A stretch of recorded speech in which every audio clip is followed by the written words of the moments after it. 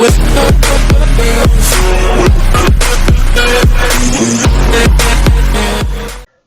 everyone, welcome to Neutron.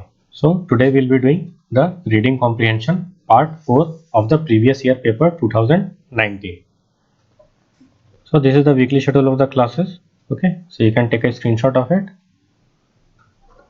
Okay, so here is the reading comprehension. First we'll read out and we'll try to understand what it says, and then we'll move on to the question and answer. Okay, so it says British colonial policy went through two policy phases. Okay, or at least three. There were two strategies between which its policy actually oscillated, sometimes to its great advantage. At first, the new colonial apparatus exercised caution and occupied India by mix of military power and subtle diplomacy, the high ground in the middle of the circle of the circles. ठीक है, तो यहाँ पे किस चीज के बारे में बात हो रहा है? जो ब्रिटिश कॉलोनियल पॉलिसी के बारे में बात हो रहा है. ठीक है, तो ये इंडिया के रेस्पेक्ट में ही बात हो रहा है. ठीक है, तो यहाँ पे क्या बोल रहा है कि ब्रिटिश कॉलोनियल पॉलिसी जो है वो दो पॉलिसी फेजेस के थ्रू अंडरगो किया. ठीक है, और उसमें जो स्ट्रैटेजी जो थे वो इन्हीं दोनों के बीच में ऑसिलेट करते थे. मतलब कि वो दो स्ट्रैटेजी क्या थे वो हम आगे देखते हैं क्या बोल रहा है. ठीक है, तो वो दो स्ट्रैटेजी क्या है? एक है यूसेज ऑफ मिलिट्री पावर. ठीक है, और दूसरा क्या है? Subtle diplomacy. ठीक है, ये दोनों इंपॉर्टेंट है. ठीक है, military power, usage of military power and subtle diplomacy. Okay, this however push them into contradictions.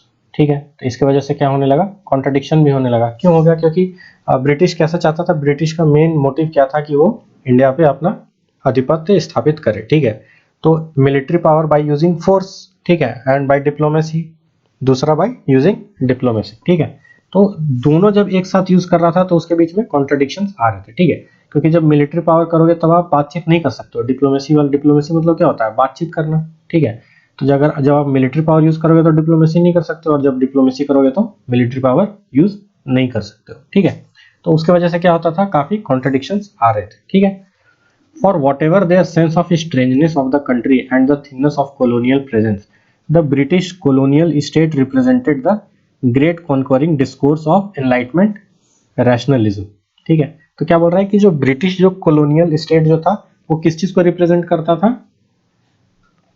Enlightenment rationalism का. ठीक है, तो इनलाइटमेंट रैशनलिज्म मतलब क्या होगा? कि बी रीजनेबल. ठीक है, तो ऑब्वियस सी बात है, अगर उसको इंडिया पर अगर अपना आधिपत्य स्थापित करना है तो हर समय वो अगर चाहेगा कि हम बाय फोर्स अगर हम कोई चीज को कर लें तो वो पॉसिबल नहीं है. ठीक है, तो आपको रीजनेबल होना पड़ेगा. तो रीजनेबल होने के बहुत सारे तरीके हैं. ठीक है, वो कैसे आए होंगे? वो इंडिया में आए होंगे तो उन्होंने ट्रेड ऑफर किया होगा.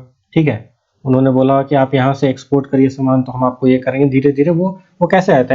एज अ ट्रेडर्स ही वो लोग इंडिया में एंटर किए थे. ठीक है, तो एनलाइटमेंट रैशनलिज्म मतलब कि वो रैशनल तरीके से वो एंटर कॉन्क्वर करना चाह रहे थे. ठीक है, और उसी को फॉलो कर रहे थे.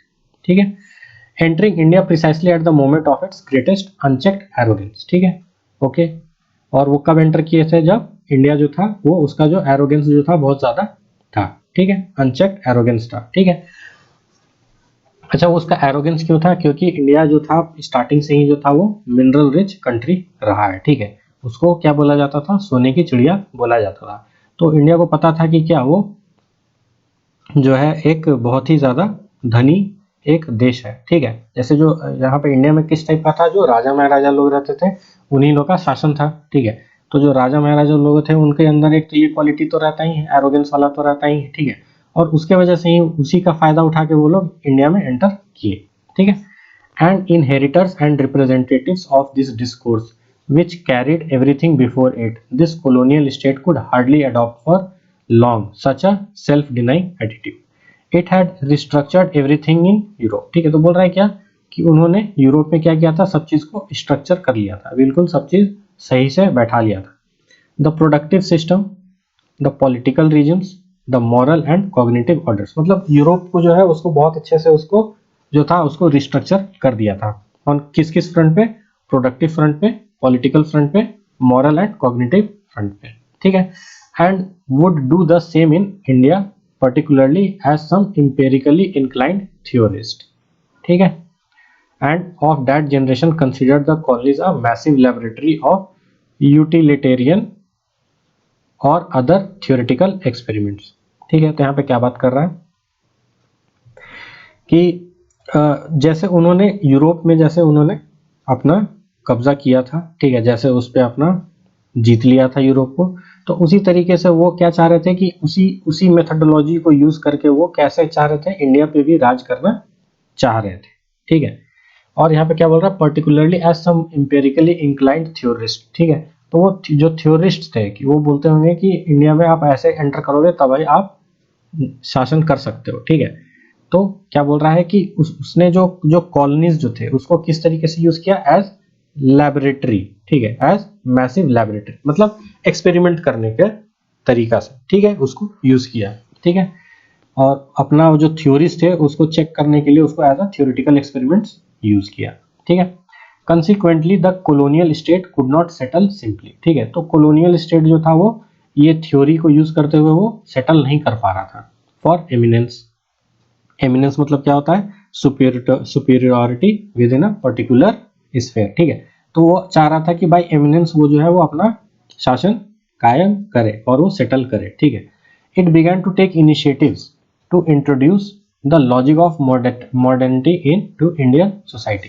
तो उसने क्या करना चालू कर दिया, उसने लॉजिक ऑफ मॉडर्निटी को क्या करना चालू कर दिया, उसने इंट्रोड्यूस करना चालू कर दिया। ठीक है, okay, but this modernity did not enter a passive society. ठीक है, बट ये जो मॉडर्निटी से जो एंटर करना चाह रहा था तो वो पैसिव सोसाइटी में एंटर नहीं कर पा रहा था। ठीक है, तो पैसिव मतलब क्या होता है, मतलब कि कोई एक्शन नहीं लेना, वो चाह रहे थे कि the time should take its own course. ठीक है, मतलब कि जो सब चीज नेचुरली अपने आप हो जाए। जैसे कि अगर कैसा होता है कि अगर हम अच्छे कपड़े पहन के निकलते हैं तो लोग देखते हैं हमको तो वो भी चाहते हैं क्या कि हम भी उसी टाइप का कपड़ा पहने। ठीक है, तो क्या होता है, एडॉप्टिंग नेचर होता है। ठीक है, तो पैसिव मतलब क्या हो गया कि वो एडॉप्टिंग नेचर से वो एंटर नहीं हो पा रहा था। क्यों, क्योंकि इंडिया के जो कल्चर्स थे, जो वैल्यूज थे, जो उनका जो तरीका था रहने का, ठीक है, उनके जो कपड़े पहनने का तरीका था, तो वो उस चेंज को एक्सेप्ट नहीं करना चाहते थे। ठीक है, okay, sometimes its initiatives were resisted by the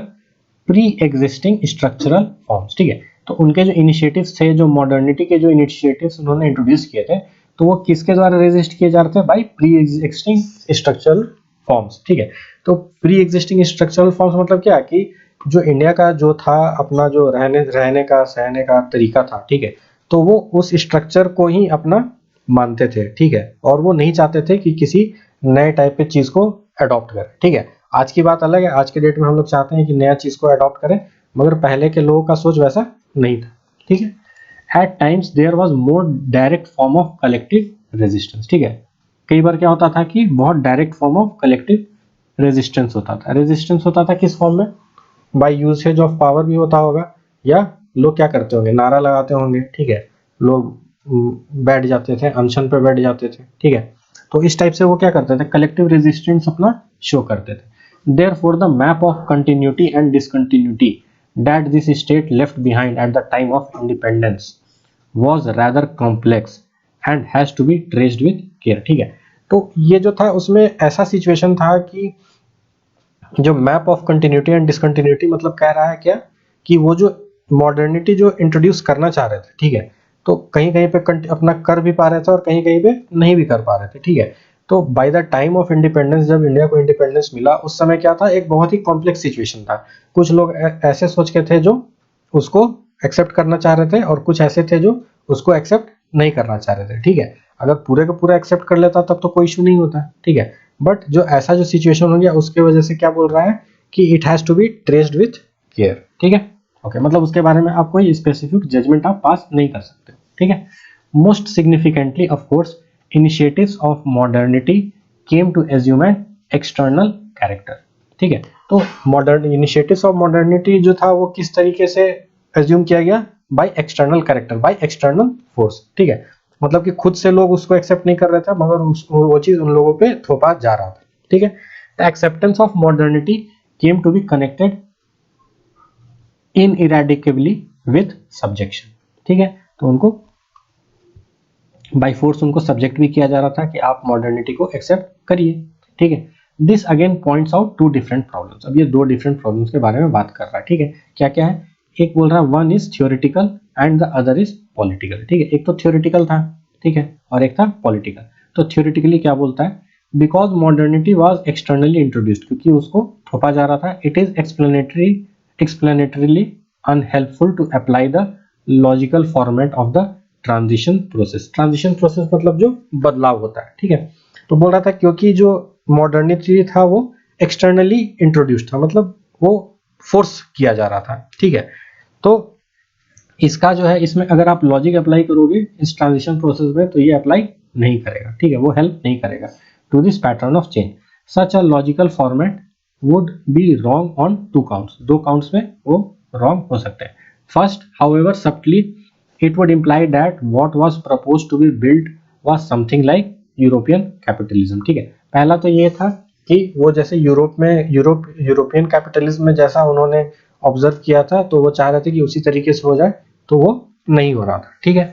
end in any case historians have forcefully argued that what it was to replace was not feudalism, ठीक है। तो फेड्यूलिज्म क्या होता है, फेड्यूलिज्म होता है एक ऐसा सोशल सिस्टम, ठीक है, ऐसा सोशल सिस्टम जो एग्जिस्ट करता है मिडिल एजेस की बात कर रहे हैं जब यूरोप का, ठीक है। उसमें क्या करते थे, जो पीपल जिनके लिए काम करते थे, ठीक है, the people who worked and they used to fight for the person who owned the land and granted protection from him in return, ठीक है।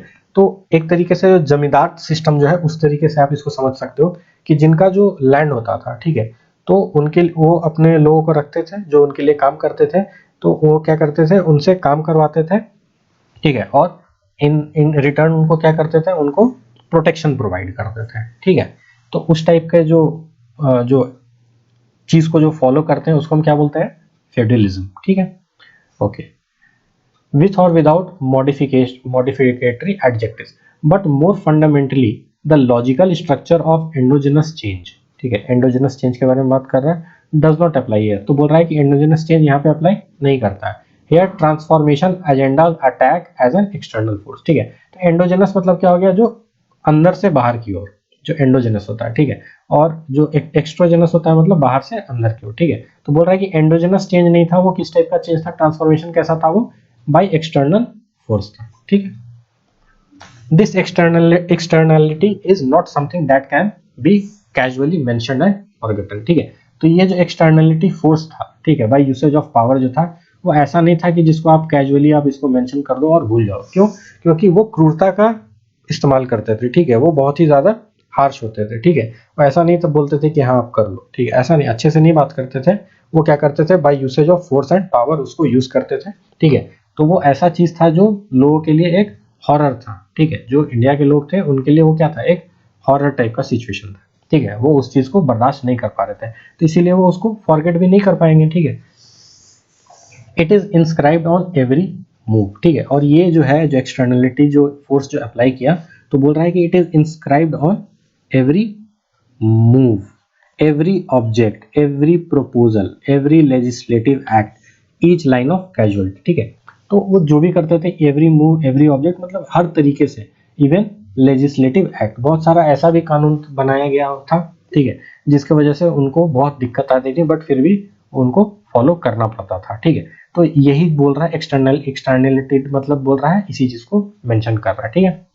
It comes to be marked on the epoch itself, ठीक है। और ये जो है, ये epoch मतलब जो हो गया, जो आपका period of time in history that is important because of special events, ठीक है। तो इंडिया के लिए वो एक स्पेशल इवेंट था, क्यों, क्योंकि उनको उस तरीके का प्रताड़ना उनको सहना पड़ रहा था, ठीक है। एंड इपोच मतलब होता है कि it is marked in the history, ठीक है।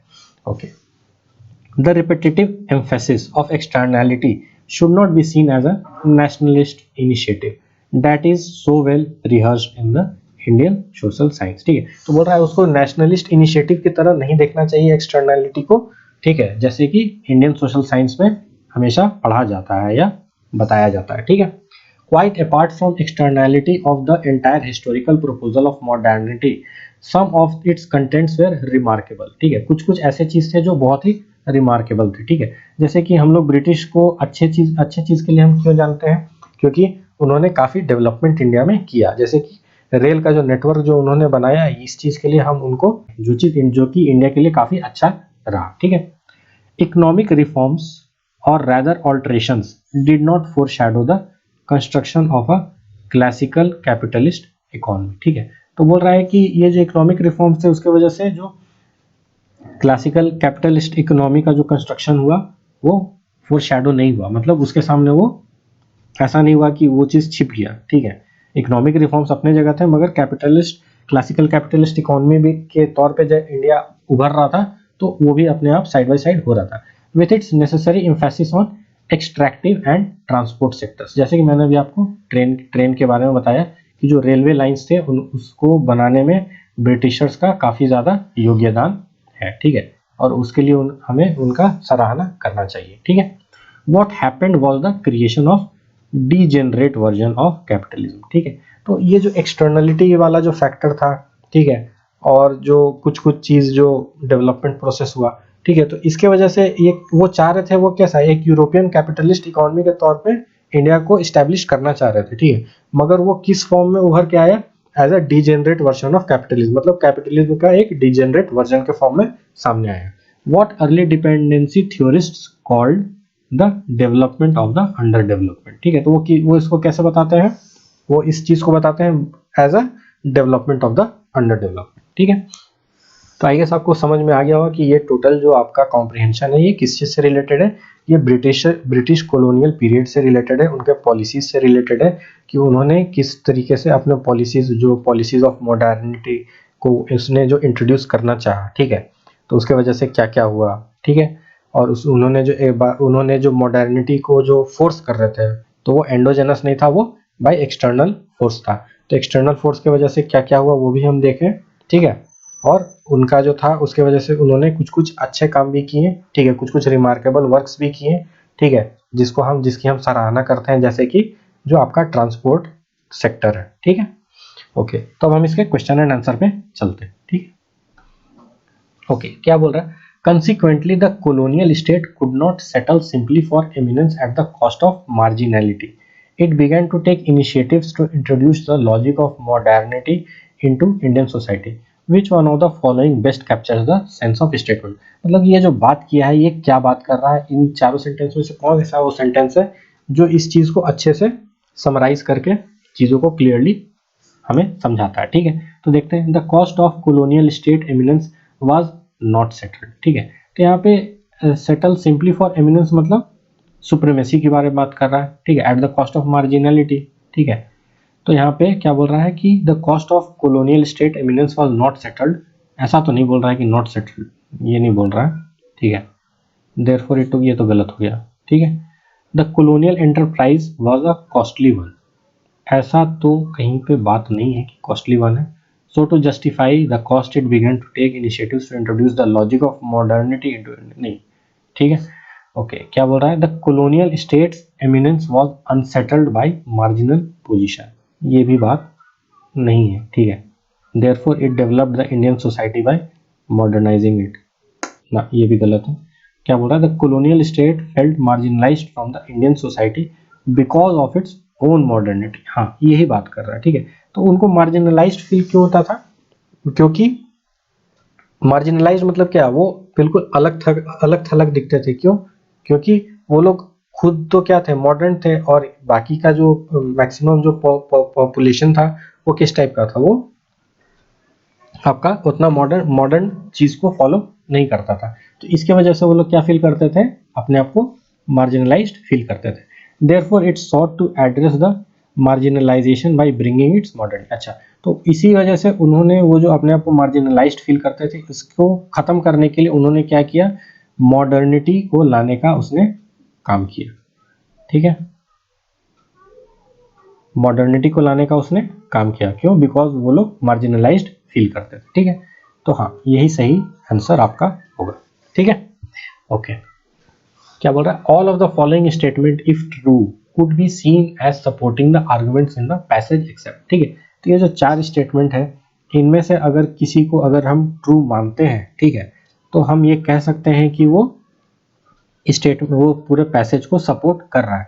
मगर हमें क्या फाइंड आउट करना है, जो एक्सेप्ट वाला को फाइंड आउट करना है, मतलब कि कौन सा सपोर्ट नहीं कर रहा है। ठीक है, तो हम पहले सपोर्ट वाले को फाइंड आउट कर लेंगे, तो हमें जो नॉट सपोर्टेड है वो ऑटोमेटिकली हमें पता चल जाएगा। ठीक है, तो हम देखते हैं कि कौन सा स्टेटमेंट अगर सही होता है तो वो सपोर्ट करेगा। ठीक है, तो क्या बोल रहा है, through out the history of colonial conquest natives have often been experimented by the colonizers। ये बात तो सही है। ठीक है, वो तो बोल ही रहे हैं कि उसको एज अ लैब क्या था, एज क्या लिखा है स्टेटमेंट उसमें, हाँ, considered the colonies a massive laboratory of utilitarian. ठीक है, और अदर थ्योरेटिकल एक्सपेरिमेंट, यही तो बात किया है। ठीक है, ये बात सही है। फिर नेक्स्ट क्या बोल रहा है, modernity was imposed upon by India by the British and therefore led to under development. ठीक है, हाँ, बोल रहा है कि ये इम्पोज किया गया और इसके वजह से ये डेवलप नहीं हो पाया, वो अंडर डेवलप्ड ही रह गया। जैसे कि हम अगर इसके लास्ट सेंटेंस में अगर हम देखते हैं तो यहाँ पे क्या बोल रहा है कि what happened was the creation of the degenerate version of the capitalism, what early dependency theorists call the development of the underdevelopment। Last के 3 लाइन में ये मेंशन है। ठीक है, तो ये भी आपका सही है क्योंकि उसको इम्पोज किया गया था। ठीक है, the change in British colonial policy was induced resistance to modernity in Indian society। तो क्या बोल रहा है कि the change in British colonial policy was induced by resistance to modernity in Indian society। Resistance के वजह से तो इंड्यूस नहीं हुआ था ना, ऐसा तो नहीं है, वो तो चाहते थे because they were feeling marginalised, इसीलिए वो क्या चाहते थे, मॉडर्निटी को इंट्रोड्यूस करना चाहते थे। रेजिस्टेंस के वजह से तो उन्होंने मॉडर्निटी को इंट्रोड्यूस नहीं किया था। ठीक है, तो ये तो गलत है।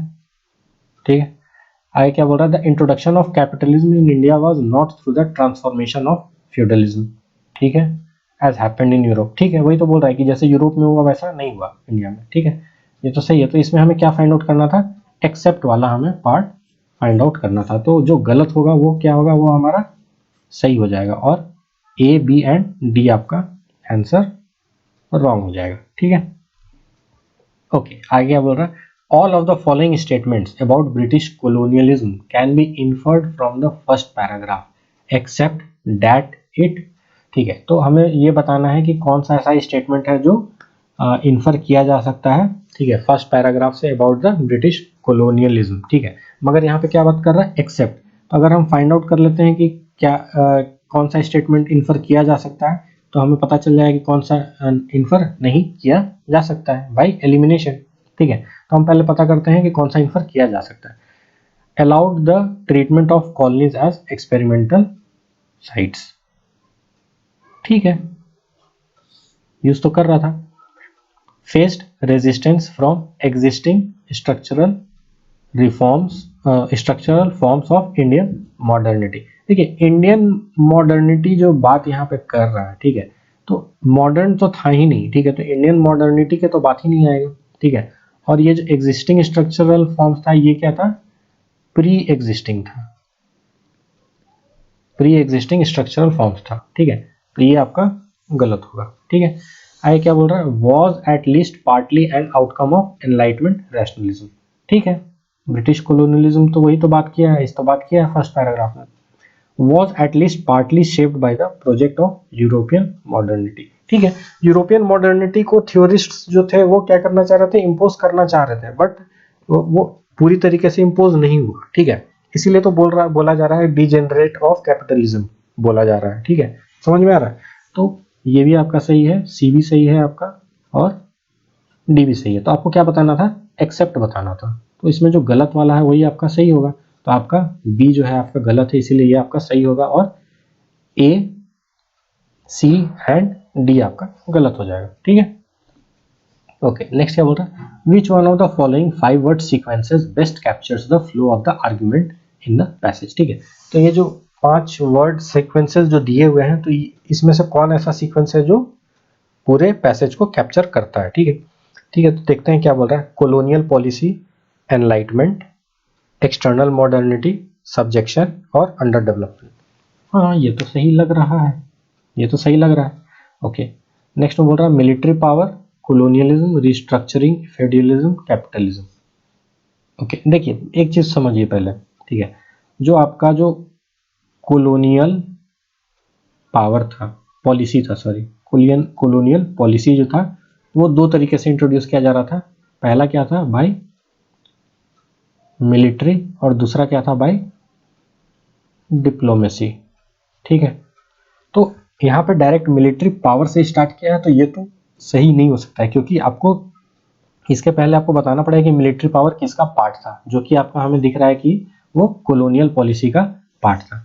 तो इसीलिए आपका बी एंड सी तो देखते ही गलत हो जाए, क्योंकि वो मिलिट्री पावर से शुरुआत हुआ है। ठीक है, तो आपका या तो ए या डी ही सही होगा। तो इसमें क्या बोल रहा है, कॉलोनियल पॉलिसी, ठीक है, arrogant rationality, okay, resistance, independence, development. देखिए यहाँ तक तो सही है, इंडिपेंडेंस तक तो ठीक है, मगर ये डेवलपमेंट वाला जो पार्ट बोल रहा है ये गलत है, क्योंकि इसमें हमने पढ़ा है क्या है कि वो अंडर डेवलप्ड रह गए। ठीक है, okay, development of the under developed को बताया जाता है, जैसे कि हमने लास्ट पैराग्राफ में हमने पढ़ा था। तो इससे ये समझ में आया कि डी भी गलत होगा, तो सही क्या होगा, जो ऑप्शन ए है वही सही होगा। ठीक है, ओके, अब लास्ट क्वेश्चन है, इसमें क्या बोल रहा है, which one of the following observation is valid conclusion to draw from the author's statement that the logical structure of endogenous change does not apply here, here transformation agendas attack as an external force. तो बोल रहा है कि जो following observation है उससे valid conclusion हम क्या ड्रॉ कर सकते हैं ऑथर के स्टेटमेंट से, और ऑथर का स्टेटमेंट क्या बोल रहा है, the logical structure of endogenous change does not apply है। जो एंडोजेनस चेंज जो चाह रहा था वो यहाँ पे अप्लाई नहीं हो सकता है, जैसे कि यूरोप में हो रहा था। ठीक है, here transformation agenda attack as an external force, मतलब कि उसको थोपे जाने से ही उसको फॉलो किया जा सकता था। ठीक है, ट्रांसफॉर्मेशन। ठीक है, तो हम देखते हैं इसमें कौन सा यहाँ पे सही कंक्लूजन है। ठीक है, तो क्या बोलता है, colonized societies cannot be changed through logic, they need to be transformed with external force। ऐसा तो नहीं कह सकते हैं कि लॉजिक से उसको नहीं चेंज किया जा सकता, लॉजिक से भी चेंज किया जा सकता है। ठीक है, ओके, नेक्स्ट क्या बोल रहा है, the transformation of Indian society did not happen organically but was forced by the colonial agendas. हाँ, ये तो सही लग रहा है। नेक्स्ट क्या बोल रहा है, the endogenous logic of colonialism can only bring change if it attacks and transform external। नहीं, ऐसा तो नहीं हो सकता। बोल रहा है कि एंडोजेनस लॉजिक तो अप्लाई होगा ही नहीं। ठीक है, यहाँ पे क्या बोल रहा है, the logical structure of endogenous change does not apply है, यहाँ पे तो साफ साफ लिखा हुआ है कि डज नॉट अप्लाई है।